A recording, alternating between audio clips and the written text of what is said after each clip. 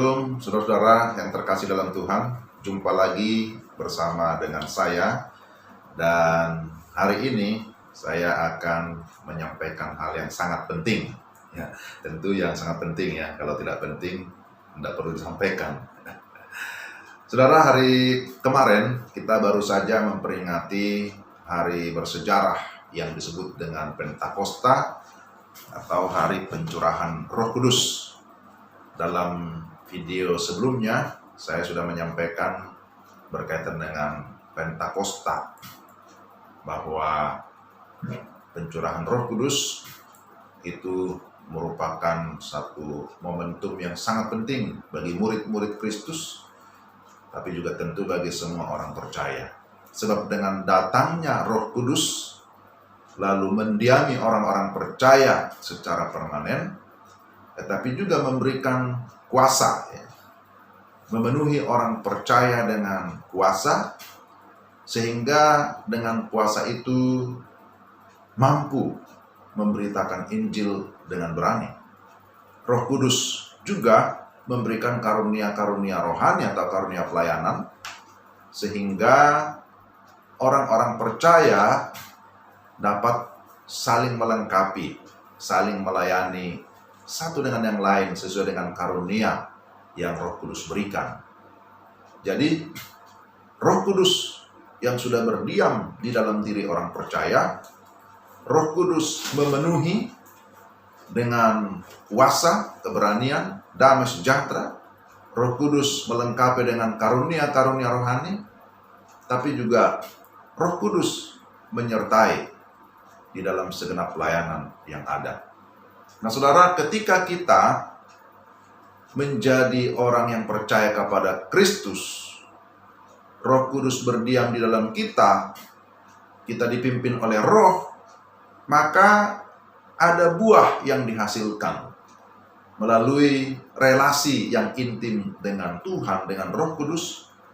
Maka dalam Galatia pasal 5 ayat 22-23 disebutkan ada buah roh yang muncul, yang dihasilkan oleh Roh Kudus melalui orang-orang percaya. Disebut di sana buah roh, tetapi memiliki 9 aspek, atau bisa disebut sebagai 9 rasa, ya, mulai dari kasih sampai kepada penguasaan diri. Nah, hari ini saya bicara tentang buah roh yang pertama, yaitu kasih. Jadi, kasih adalah buah roh yang disebutkan di dalam Galatia pasal 5 ayat 22. Kemudian dilanjutkan dengan sukacita, damai sejahtera, kesabaran, kemurahan, kebaikan, kesetiaan, kelemah lembutan, dan penguasaan diri. Seorang teolog namanya John Stott, ya, pernah membagi 9 aspek ini ke dalam 3 pembagian. Dia berkata 3 aspek atau 3 rasa. Yang pertama, kasih, sukacita, dan damai sejahtera merupakan karakter yang berhubungan secara khusus dengan Allah. 3 rasa yang kedua, kesabaran, kemurahan, kebaikan, itu karakter yang berhubungan dengan sesama manusia. Dan 3 rasa yang terakhir, kesetiaan, kelemah lembutan, dan penguasaan diri, merupakan karakter yang berhubungan dengan diri sendiri, ya. Boleh saja, tetapi saudara-saudara, yang perlu kita pahami, sekalipun ada 9 aspek, 9 rasa, tapi semuanya saling berkaitan, tidak bisa dipisahkan satu sama lain. Sehingga kita tidak bisa berkata begini, aku sudah memiliki kasih, tetapi ya aku tidak memiliki kesabaran. Tidak bisa juga. Aku sudah memiliki kebaikan, tetapi tidak memiliki penguasaan diri. Atau kita berkata, ya saya lebih menekankan kepada aspek damai sejahtera saja, yang penting damai sejahtera sudah ada, yang lain kurang penting. Tidak bisa. Karena ini adalah satu kesatuan. Buah roh itu satu kesatuan yang tidak bisa dipisahkan satu dengan yang lain. Maka semuanya harus bertumbuh bersama-sama. Semuanya harus dibangun bersama-sama menjadi karakter ilahi di dalam diri orang-orang yang percaya. Nah, saudara yang terkasih dalam Tuhan, bagaimana kita bisa bertumbuh dalam karakter-karakter ini? Tentu adalah ketika kita memberi diri dipimpin oleh Roh Kudus, dikuasai oleh Roh Kudus. Jadi pertama, saya sampaikan berkaitan dengan kasih. Kasih yang disebut dalam istilah agape ya, dalam bahasa Yunani. Ini hal yang mutlak dalam kehidupan Kristen. Kasih itu lahir sebagai buah dari Roh Kudus. Ya, sebagaimana sudah disampaikan tadi. Tanpa Roh Kudus, kita tidak mungkin memiliki kasih yang sejati. Dalam 1 Yohanes 4 ayat 8 disebutkan bahwa Allah adalah kasih. Kasih Allah begitu besar sehingga ia telah mengaruniakan anaknya yang tunggal, supaya setiap orang yang percaya kepadanya tidak binasa melainkan beroleh hidup yang kekal. Yohanes 3 ayat 16. Lalu dalam Matius 22, kalau saudara baca ayat 37 sampai 39, Yesus menegaskan di sana bahwa inti daripada seluruh hukum Taurat dan kitab para nabi adalah apa? Kasih. Kasihilah Tuhan Allahmu dengan segenap hatimu. Dan yang kedua, kasihilah sesamamu manusia seperti dirimu sendiri. Demikian juga Rasul Paulus. Rasul Paulus yang juga menulis surat Galatia ini. Di dalam 1 Korintus 13 ayat 13 dia menekankan tentang keutamaan kasih. Bahwa yang lebih besar diantaranya dia berkata adalah kasih. Kasih lebih besar daripada iman dan pengharapan. Kenapa? Karena kasih itu bersifat kekal. Nah, ini hal yang harus kita pahami. Jadi, kalau bisa mengasihi Tuhan dan juga mengasihi sesama, itu adalah bukti bahwa Roh Kudus bekerja di dalam diri kita. Yang kedua, kasih menjadi tanda. Apakah saya menjadi orang Kristen yang sejati atau tidak? Kasih agape berarti kasih yang tanpa pamrih. Kita sering mendengar itu ya. Kasih yang bersifat ya walaupun gitu ya, atau meskipun ya, walaupun saya tersakiti, katakan begitu ya, walaupun saya dizolimi, istilah saudara kita ya, walaupun saya diperlakukan tidak baik ya, walaupun saya menderita, tapi saya tetap harus mengasihi.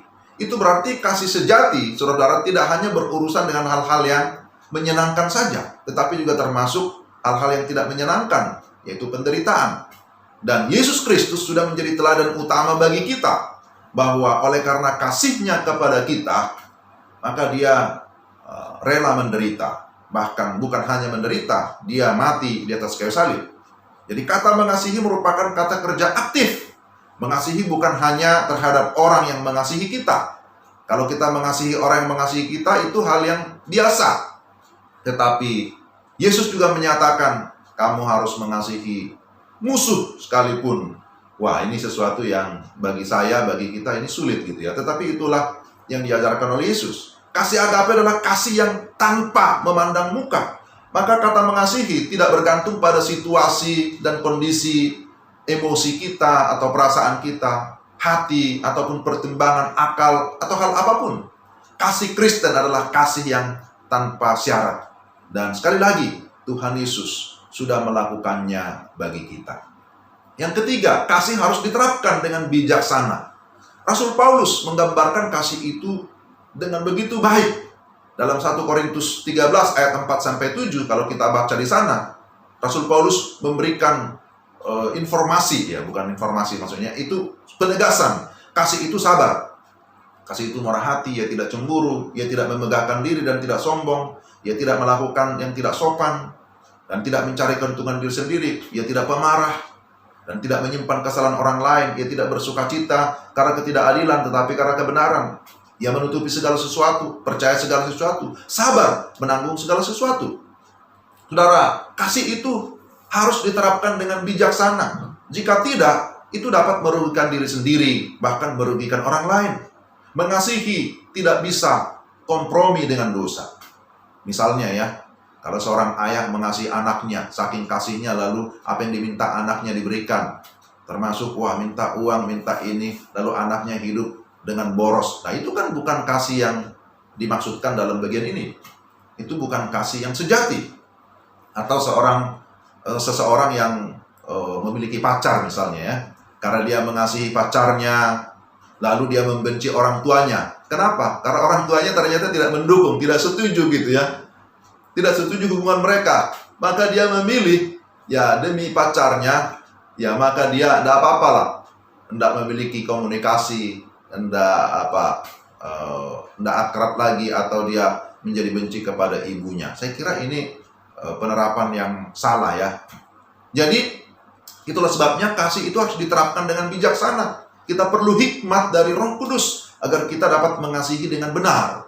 Kasih itu besar, tidak terbatas. Kasih juga melampaui pengetahuan kita. Oleh sebab itu, kita sungguh membutuhkan sekali lagi pertolongan Roh Kudus agar kita dapat mengasihi Allah dan juga mengasihi sesama dengan segenap hati, mengasihi dengan cara yang benar. Pertanyaannya adalah, apakah saudara dan saya sudah memiliki kasih yang sejati?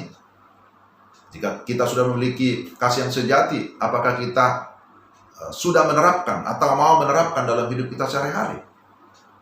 Kasih adalah buah roh yang memang harus terpancar keluar dari diri kita. Ada ungkapan berkata, seseorang dapat memberi tanpa kasih, tetapi seseorang memiliki kasih, maka dia harus memberi, harus rela berkorban. Walaupun, itu tadi disebut, walaupun ya mungkin terasa sulit, walaupun ada kesusahan, penderitaan, tapi kasih itu harus selalu dinyatakan, terpancar, keluar dari diri kita, sehingga kehidupan kita menjadi berkat bagi orang lain, dan di atas semuanya, Tuhan dimuliakan. Saudara, inilah hal yang pertama, berbicara tentang buah roh, yaitu kasih. Sampai jumpa lagi dalam episode selanjutnya. Tuhan memberkati saudara sekalian. Shalom.